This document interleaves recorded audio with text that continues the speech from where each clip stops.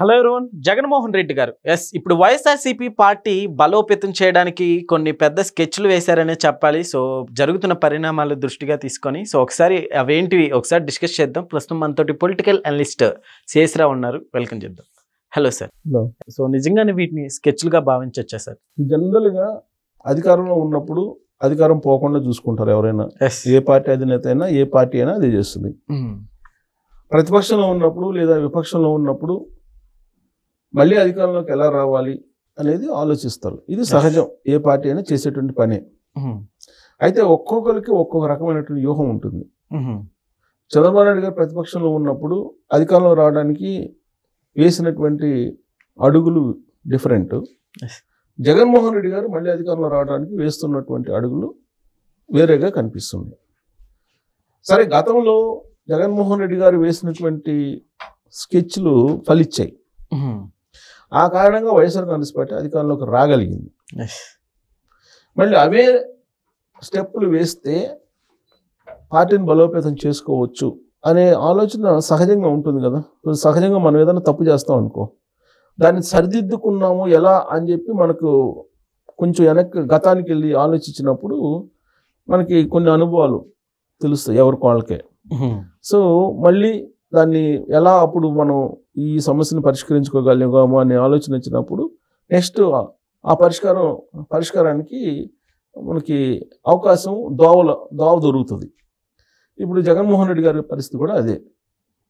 వైఎస్ఆర్ కాంగ్రెస్ పార్టీని బలోపేతం ఎలా చేశారు అసలు అని అంటే, స్టార్టింగ్ ఏంటి, వాళ్ళ నాన్నగారు చనిపోయిన తర్వాత, వైఎస్ఆర్ చనిపోయిన తర్వాత ఆ చనిపోయిన దాని మీద నుంచి ఆయన రాజకీయ ప్రస్థానం మొదలైంది జగన్మోహన్ రెడ్డి గారి. అంటే అంతకుముందు లేరంటే ఉన్నారు ఎంపీగా, కానీ ఆయన రాజకీయ ప్రస్థానం, అసలైన రాజకీయ ప్రస్థానం అక్కడి నుంచే మొదలైంది. ఆ రోజు చనిపోయిన తర్వాత ఆయన ప్లేస్లో సీఎం కావాలని సంతకాలు పెట్టేయటం ఇవన్నీ జరిగాయి. ఆ తర్వాత అది కాంగ్రెస్ పార్టీ అధిష్టానం ఒప్పుకోలేదు. ఆ తర్వాత ఈ కాంగ్రెస్ పార్టీలోనే ఉంటూ ఓదార్పు యాత్రలు చేశారు, దానికి కాంగ్రెస్ పార్టీ అధిష్టానం ఒప్పుకోలేదు. ఆ కాంగ్రెస్ పార్టీ నుంచి బయట వెళ్ళిపోతున్నానని చెప్పి సోనియా గాంధీకి డైరెక్ట్ చెప్పేసి ఆయన బయటకు వచ్చి, నేను చనిపోయినటువంటి ఫ్యామిలీల దగ్గరికి వెళ్ళి, చనిపోయినటువంటి ఫ్యామిలీ కుటుంబ సభ్యుల దగ్గరికి వెళ్ళి పరామర్శిస్తుంటే అధిష్టానం వద్దంది, కానీ నేను అది నా బాధ్యత. తన తండ్రి అంటే నా తండ్రి చనిపోయిన తర్వాత ఎవరైతే గుండె ఆగిపోయి చనిపోయారో వాళ్ళ కుటుంబ సభ్యుల్ని పరామర్శించడం నేను నా ధర్మం, లేదంటే నేను మనిషినే కాదు, కాబట్టి నేను పార్టీని వదులుకున్నాను, కాంగ్రెస్ పార్టీ అనే యాంగిల్లో ఆయన మొదలుపెట్టారు. సార్ అయితే ఆ టైంలో నిజంగా చనిపోయిన వాళ్ళు నిజంగా అంతమంది ఉన్నారా సార్? అసలు బొత్స సత్యనారాయణ గారే అసెంబ్లీలో చెప్పారు. అప్పుడు కాంగ్రెస్ పార్టీ, ఇప్పుడు వైఎస్ఆర్ కాంగ్రెస్ పార్టీలో ఉన్నారు ప్రతిపక్ష నాయకుడు ఆయన. ఇప్పుడు వైఎస్ఆర్ కాంగ్రెస్ పార్టీలో ప్రతిపక్ష నాయకుడు ఎవరంటే బొత్స సత్యనారాయణ గారు, మండలిలో ప్రతిపక్ష నాయకుడు ఆయన. దాంతో జగన్మోహన్ రెడ్డి గారికి బాగా హైలైట్ వచ్చిందని చెప్పాలి ఆ పాదయాత్ర వల్ల. ఆ తర్వాత ఏం చేశారు, ఆ అసెంబ్లీలో చెప్పారు కదా, చనిపోయినటువంటి వాళ్ళు సాధారణ మరణాలను కూడా ఈ రాజశేఖర రెడ్డి గారు చనిపోయిన తర్వాత గుండె ఆగిపోయి చచ్చిపోయిన జాబితాలు వేసేసారని కూడా విమర్శలు వచ్చాయి. సరే, అది వచ్చాయి. అయితే ఆయన కుటుంబ సభ్యులను ఓదార్చడానికి ఓదార్పు యాత్ర పెట్టుకున్నారు. ప్రతి గ్రామానికి వెళ్ళి వైఎస్ఆర్ విగ్రహం పెట్టడం, ఇవన్నీ చేసి ఎట్టకేలకు ప్రజల్లో కొంత ఐడెంటిఫికేషన్ తీసుకొచ్చుకున్నారు. ఎందుకు, సొంత మీడియా ఉంది, డబ్బు ఉంది, రాజకీయ వారసత్వం అనే యాంగిల్లో వెళ్ళిపోయారు. అయితే 2014 ఎన్నికల్లో ప్రతిపక్షానికే పరిమితం, బలమైన ప్రతిపక్ష నాయకుడిగా ఉన్నారు జగన్మోహన్ రెడ్డి గారు. ఆ సమయంలో కొంతమంది ఎమ్మెల్యేలని తీసుకొని చంద్రబాబు నాయుడు గారు వాళ్ళకి మంత్రి పదవులు కూడా ఇచ్చారు. అది కలిసి వచ్చినటువంటి అంశం జగన్మోహన్ రెడ్డి గారికి. ఆ తర్వాత ఏం జరిగింది, ఆయన అసెంబ్లీకి రాకుండా పాదయాత్ర చేసి గెలిచినటువంటి ఎమ్మెల్యేలను కూడా తీసుకొని మంత్రి పదవులు ఇచ్చారు. ఇదేం ప్రజాస్వామ్యం, విశ్వసనీయత, విలువలు లేనటువంటి ప్రజాస్వామ్యం, మాట తెప్పని మడమ తెప్పని ఫ్యామిలీ నుంచి వచ్చిన నన్ను నమ్మండి అని చెప్పి ఆయన రకరకాల హామీలు ఇచ్చి పాదయాత్ర చేశారు.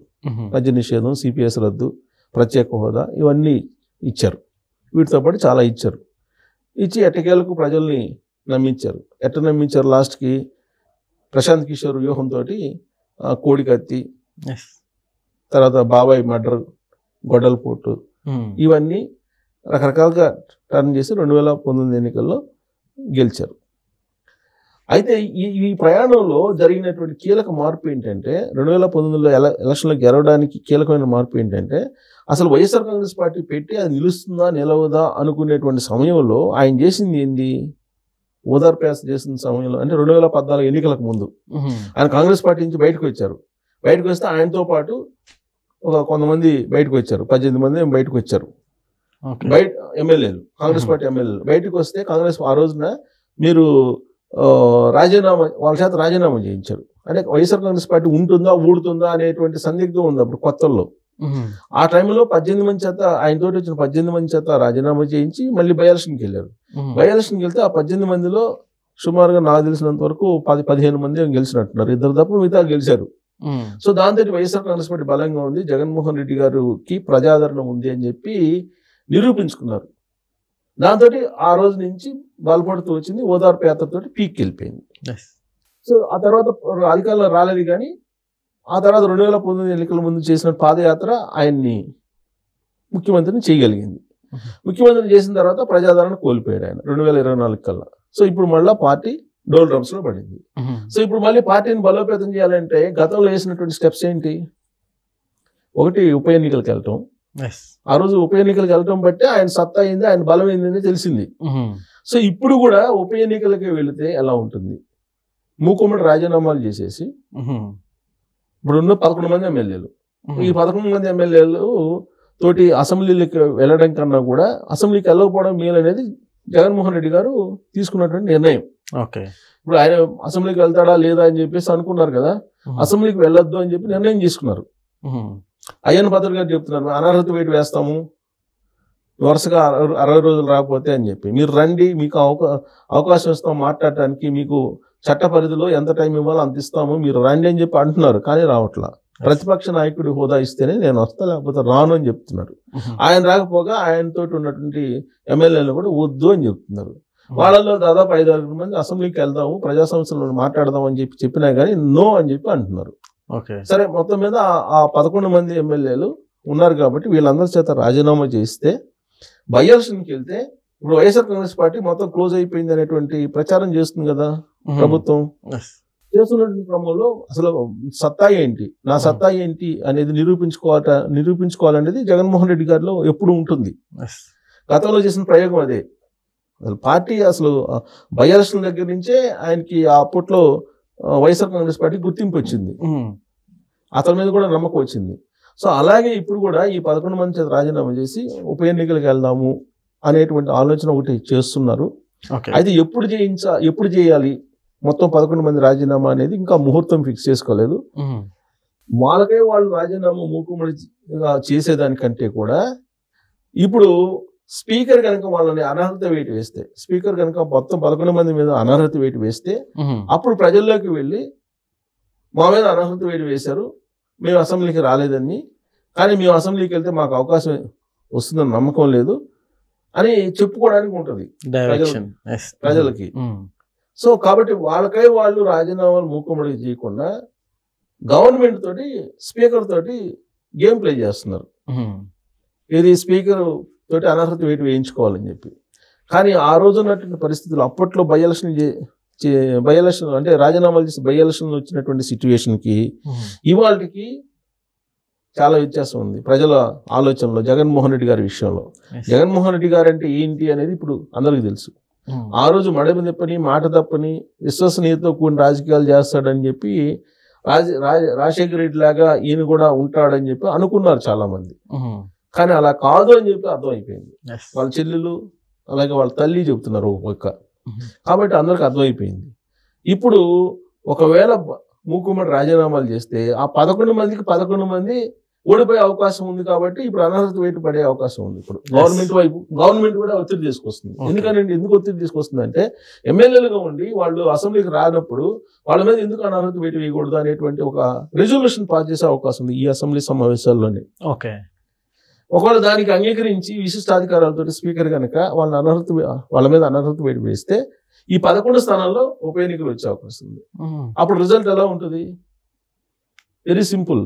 పులివెందుల్లో జెడ్పీటీసీ, ఒంటిమిట్టలో జెడ్పీటీసీ రిజల్ట్ చూసాం కదా, అలానే ఉంటుందని చెప్పి ఇప్పుడు బీటెక్ రవి కడప పులివెందుల జగన్మోహన్ రెడ్డి మీద ఓడిపోయినటువంటి లేదా మొన్న జడ్పీటీసీ గెలుచుకున్నటువంటి ఆయన చెప్తున్నారు పులివెందులతో సహా అందరూ ఓడిపోతారు. దానికి కారణం ఏంటంటే ఈ 15 నెలల్లో ప్రభుత్వం ఏం చేసింది, ప్రతిపక్షం ఏం చేసింది, అంటే ప్రతిపక్ష హోదా లేదనుకోండి, విపక్షం ఏం చేసింది అనేది ప్రజలు అబ్జర్వ్ చేస్తున్నారు కదా. సో విపక్షంలో ఉండి కూడా సరిగా మీరు పాత్ర పోషించలేకపోయారు అనేటువంటి ఆలోచనతోటి ప్రజలు వాళ్ళని ఓడించే అవకాశం ఉంది. ప్లస్ చంద్రబాబు గారు ఈ 15 నెలల్లో అనేక రకాలుగా ఆయన అభివృద్ధి సంక్షేమం వీటిని విజయవంతంగా అమలు చేస్తున్నాడు. సూపర్ 6 సూపర్ హిట్ అయ్యాయి. కాబట్టి ఇదే సరైన సమయం. ఈ 11 మందిని అనర్హత వేటు వేసి పంపించేసేయండి. లేదంటే ప్రజాధనం లక్షల రూపాయల శాలరీస్, తర్వాత వాళ్ళకి హోదా, ప్రజలు ఇచ్చినటువంటి హోదానే కదా, హోదా ప్రోటోకాలు ఇవన్నీ కూడా అనుభవిస్తున్నారు కదా. కాబట్టి ఎందుకు అనుభవించాలి? పని చేయకుండా no work no pay, speaker గారు చెప్పారు కదా తిరుపతిలో. కాబట్టి వాళ్ళ మీద అనర్హత వేటు వేస్తే 11 మంది మీద బై ఎలక్షన్స్కి వెళ్ళొచ్చు అనేటువంటి ఆలోచన ప్రభుత్వం వైపు నుంచి కూడా చేస్తున్నారు. అటువైపు ప్రతిపక్షం నుంచి ధైర్యం చేయలేకపోతున్నారు. రాజీనామాలు చేసి మూకుమ్మడిగా ప్రజల్లోకి వెళ్తే ఎలా ఉంటుందో తెలియనటువంటి పరిస్థితుల్లో వాళ్ళు ఆలోచిస్తున్నారు. సో ఈ డైలమా మధ్య అటు విపక్షం ధైర్యం చేయలేకపోతుంది రాజీనామాలు చేయడానికి. ఇప్పుడు అధికార పక్షం మాత్రం వాళ్ళ మీద అనర్హత వేటు వేయించాలని చెప్పి ప్రయత్నం చేస్తుంది. సో వీళ్ళు ప్రభుత్వం వైపు నుంచి ప్రబోధనలు పెట్టి అనర్హత వేటు వేయించినా బై ఎలక్షన్స్ వస్తాయి. లేదు జగన్మోహన్ రెడ్డి గారు తన సత్తా నిరూపించుకోవాలనుకుంటే మూకుమ్మడి రాజీనామాలు చేసినా బై ఎలక్షన్స్ వస్తాయి. వస్తే ఏం జరుగుతుంది అనేది అంటే పులివెందుల ఎలక్షన్లు చూసిన తర్వాత మనం ఒక అభిప్రాయానికి వస్తున్నాము. బట్ ఈ వీడియో చూసిన వాళ్ళకి వదిలిపెడదాం అభిప్రాయం. సార్, బట్ ఇలాంటి ఎన్ని స్కెచ్లు వేసినా కానీ జగన్మోహన్ రెడ్డి గారు రాష్ట్రంలో లేకుండా ఇవన్నీ అసలు వర్కౌట్ అవుతాయి అంటారా? ఆయనకు నమ్మకం ఉంది వర్కౌట్ అవుతుందని. ఆయన మీద ఆయనకు నమ్మకం ఉంది. ప్రజలు ఇంతకుముందు నమ్మారు, ఇప్పుడు కూడా నమ్ముతారని చెప్పి ఆయన అనుకుంటున్నారు. ఏమో ప్రజల్లోకి వెళ్తే కదా తెలిసింది. అందుకే ప్రజల నాడి తెలియాలంటే ముందు ఆ 11 మంది రాజీనామా చేసి వెళ్తే ఆయనకు ఉండే బలం ఏంది అనేది తెలిసింది. Okay sir, thank you.